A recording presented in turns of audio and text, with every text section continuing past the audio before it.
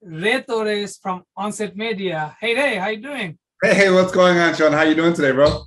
Bro, another day for me to bring you a challenge for marketing, Oh and my goodness, here we then I'm going go. to throw it to you. So look, this is very common, okay?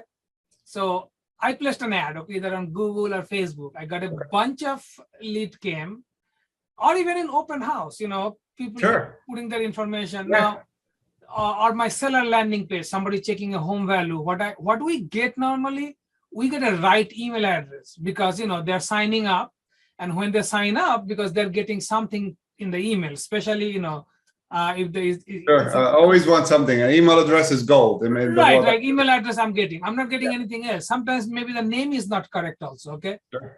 Now there is no phone number. Okay. And I know many real estate agents, like probably most of the real estate agents, they'll throw those leads because they think, they will Sure. think that, hey, It's they're not not serious. okay. They're not giving the right name. They're not giving the right phone number. And,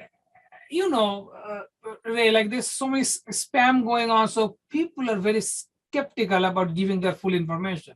They only give the little they need to. So my question is to you, if I have email addresses only, correct email address, what are the opportunity as a real estate agent, we have to, Nice. Convert that Into a possible sale or kind of great question. Great question. First, I mean, it's kind of a chill day for us here Thursday morning. So we're kind of doing a lot of stuff in the office. So say, you know what, let me chill down today. So just chill down, so as we looking forward to the weekend coming up. So that's number one. I had to get that off my chest. I'm normally not this comfortable. So number two, those email addresses. Let me tell you something, man. I mean, it's not only realtors, but I know we're talking about to them right now as well, but also business owners. People don't realize the power of an email address. I personally have about 6 or 7 email addresses, right? I only use 2 or 3, but primarily just kind of 6 or 7. And I would definitely send my spam or whatever to that email address. But let me tell you what that email address does, what it is. Whenever you go into an application and you sign up for something, you give them your email address. The reason why you signed up for this is because you're giving up your data to that company and says, hey, I'm interested in the product. I'm not going to buy, but I just want interested about it. So it's teaching that company that, hey, you could be a potential candidate at one point. And all the applications and all the stuff you sign up for, I want a free ebook. The reason why the information is gold is so they can actually, the company can actually offer you something as time goes on. You may not buy, and they know you're not going to buy immediately, but how about if you buy in 2 or 3 years? What does it take? 25, 100 emails? So what? I can send an email all day long. Yep. So again, realize if you have a list of names, which is I call a pot of gold. If you have a list of names, there's things you could do on the advertising side as well. So Facebook has something called a lookalike audience or meta, whatever you want to call it, right? So they have something called a lookalike audience. So, and I think we talked about this in the past, but just for those who do not know, there's you can actually take that list. And you take it and you put it into the business manager of Facebook. And what it'll create an audience similar to what you currently have. So again, it's kind of saying, hey, I know these people like X, Y, and Z because we know all about them because they're meta, right? And we're able to take them and create an audience that's like them, not exactly them, they're similar to them. That's called a lookalike audience. That could be done quite simply. Again, so that's one of the gold of an email address. Again, if it has a certain profile, wouldn't you want to market to a certain profile? Sure, of course. And then let's go to the elephant in the room, which is Google, right? So again, does Google give us the same opportunity? Absolutely. It isn't as easy as Facebook or numbers wise. You'd have to have a lot more email addresses. But you do the exact, think about it, you do the exact same thing who said they're interested in buying X, Y, and Z or buying a house or looking for a mortgage or whatever it may be. And you take the list of names and you add that to your advertising dollars in Google, so you can kind of be able to create an audience similar to that as well. So these are little tools that you can utilize to say, hey, guess what, guys? Thank you very much for your email. Now I'm going to go and utilize it for another method to find another audience, not necessarily just you. Not to mention, email is still today the best conversion rate among everything. So again, so you may not say, oh, well, emails just don't do nothing. Well, maybe because your messaging is not right. So again, so I would definitely, like we said many times before, become the client or become the customer or go on the opposite side of that email and see what you're trying to sell. What are you offering? You know, again, to make sure that the verbiage is correctly. And that's one thing that I see all too often not being done, including myself. So I've always had to look at that and become that client. Now, Ray, just to get a clarification on that. So you mean email, not just from the Gmail or Yahoo or whatever. The email means like using a email marketing platform like MailChimp or Constant Contact like that. Is that right? Yes. So yeah, MailChimp, Constant Contact, the HubSpot. So all these different companies that provide email service. But again, but let me just mention, because when we talk about advertising, adverts, right, in Facebook, Google Ads, which are the biggest ones, right? So they can help you create an audience. They're not going to download emails to you to be able to use that in your MailChimp, but you'll be able to advertise to those people. So you're not going to be able to download, but when you get a name, that's why the names are gold. If I was a medical practice and I have a list of patients, that is very good. So you take those the list of names and you add that, put it somewhere in some kind of CRM or some kind of listing agent, you know, where it has the information, because that's going to be used towards your advertising versus just to advertising to, hey, I'm going to advertise to this zip code or to whatever. No. We don't want to do that too often. Of course, we do it because we do it just to reach out, but you want to get specific and target it. When you target something, you have a better chance of getting a sell or a lead than not targeting at all. So keep that in mind. So I hope I answered your question to that. But yeah, that's exactly. And what else can we do with the email ad? Like what are the opportunities do I have other than that? So let me let me give you an example that I've done, right? So I would do I have something called Loom, and Loom is a free platform. We'll put the link in the bottom if you like.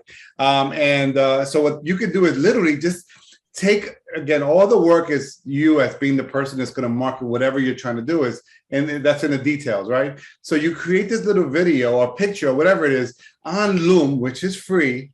And then you take that and you embed it onto your email. So when they open up the email, if they open up the email, right? Because we don't know if they're going to even open it. Again, you would be able to see exactly, they'll be able to see exactly what you're trying to offer.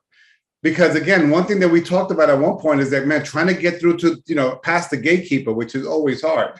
But again, you have to show value. If you show value by showing up maybe under construction or, kind of mortgages at a whatever low, or, hey, let's get a house for X, Y, and Z. What makes you stop and open and look at an email makes you more powerful.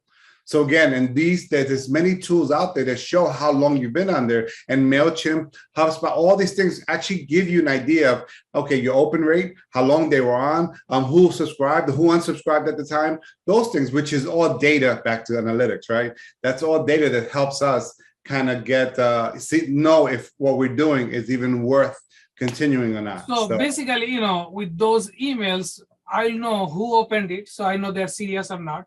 Yep. And how many times opened it, differently if I send 10 set of email, during 2 months, for example. So we know how many times they opened it and also which information they opened it. Yeah. Yeah. So somebody thinking of selling will open a different information than somebody thinking of buying. Yeah. So, very good. Okay. So yeah, and then just so you know, there's a lot of what has happened in the last couple of years with certain programs like Apple and Mac Mail.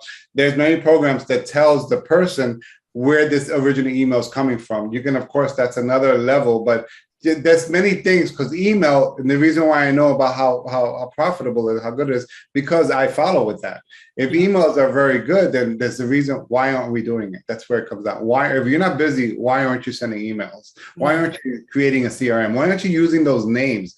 Those names are so important to kind of create an audience, right? A, to market to that audience, and also to create an audience from that list. I mean, what else do you want? You want someone to buy your product without you even selling? Yeah, wouldn't that be nice, right? So now the other thing also we can do the retargeting too. Yeah, right. Well, that's what I'm referring to. So when I say lookalike, I'm sorry, I'm glad you mentioned that. When we say lookalike audience, so what we're doing is we're actually retargeting. So again, you'd have to add something, you know, for example, let me back up because I'm going too fast as my mind is racing. So when you have a website, let's say, for example, back to that web, there's something you put on the website. It's called the pixel, and you could do the same thing with Google in a different form. It's, you know, for the marketing pixel, the marketing tag that's put on Google. So, and that pixel, what it does, whenever someone goes to your Facebook and you have a link to your website, they go to your website and they look at your website for a minute, a second, 2 minutes. Now what that pixel does, it automatically takes that information, says, hey, guess what? This person has visited your website. So whenever you run an ad, I'm going to show them the ad that you have because they already showed interest by clicking on that button. That's remarketing. So it's going to retarget exactly with the market that, you know, you said, hey, I may be interested. Let me just take a look at it. So this is a method that we do in marketing to kind of try to get good results with the money that's being spent. When you're not retargeting, you're wasting money sometimes because again, we don't, let me tell you, speak for myself. So when I go buy a pair of shoes or a shirt, when I pass by, I don't buy it right away. I have to go back to it a couple of times after I've seen some other shirts, you know, so same thing, you know, again, if you're going to offer something, if you have a pixel on there, it'll come back. And while they're looking or scrolling on their feed, whatever it may be, which is on Google, on a blog or whatever, on Facebook, your ad will pop up only if you're running ads. If you're not running ads, no, you will not pop up. That's why the retargeting of ads is exactly how it works. You have to be running ads for this to work, and it has to be set up properly, which is, you know, you call your local digital marketer and see if they can set that up for you, and, you know, and then you'll be all set. But I definitely recommend it. It's a great tool. Yeah, if not, you know who to call.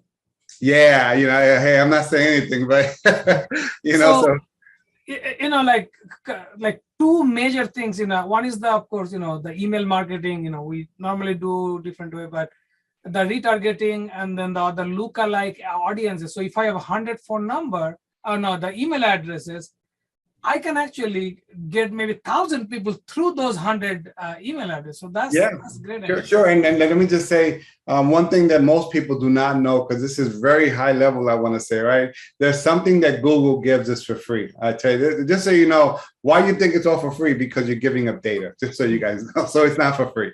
It's called Google Tag Manager. And what that does, it actually adds an area code where you can add all your marketing tags on there, and it'll automatically connect to your website. So this is how it's done. You add your Facebook pixel on there, your remarketing tag, as well as other things as well, to kind of keep your website up to sparring and be able to look at everything. So you don't have to always log in. And this is what your digital marketer should set up for you. It doesn't have to be for them.